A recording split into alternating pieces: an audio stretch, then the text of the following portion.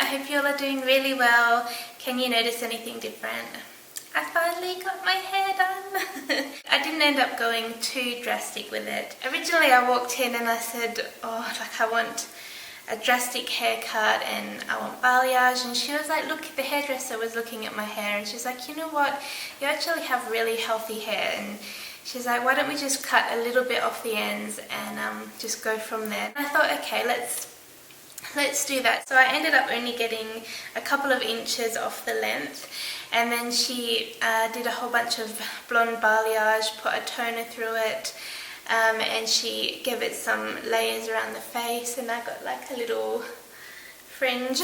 But yeah, I'm really happy with the end result. It looks natural, and I think it kind of makes my face look less harsh, like it's like fresh, if that's the right word. I also got an Olaplex treatment put on it. I'll do a hair update video later on, and I'll tell you all about Olaplex. I can always go a little bit shorter if I want to, but I think it's just nice having all the dead ends cut off, and yeah, I'm really happy with it. Anyway, back to my weigh-in update for this week.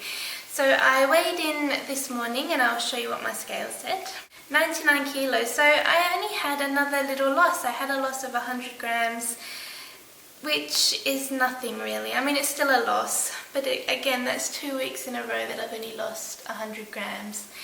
I don't know, I think it might be because I'm not doing as much exercise, but then again, I know that losing weight is 80% food and then only 20% exercise, so it can't really be that. When it was summer, I used to wake up at 5:30, take my husband to the train station, and then just go straight for my walk, and now it's dark at 5:30. It doesn't get light till about 7, so I'm just kind of out of that routine, and I haven't been doing my walking, so I don't know if that's affecting it, or I don't think it would be though.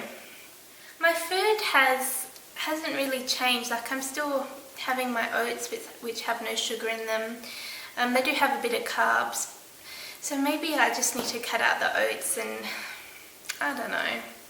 I think I need to switch something up because my body's obviously getting used to the way that I'm eating, and it's holding on to everything, so yeah, maybe I just need to switch something up. I'll have to experiment a little bit. In total, I think I have lost, let me figure it out.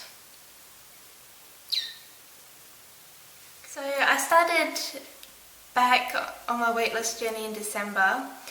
So December, January, February, March, April, May, June.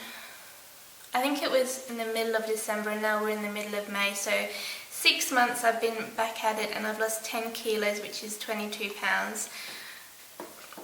Which, I mean, is good. I would much rather have lost that than not lost that at all, or even gained that. I'm happy with that.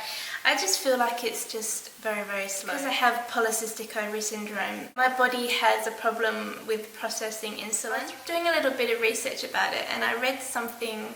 It says insulin aids in the transport of sugar/energy into our cells from our blood. When we have a problem with our insulin, we cannot use the energy we have consumed, and so it gets stored as fat.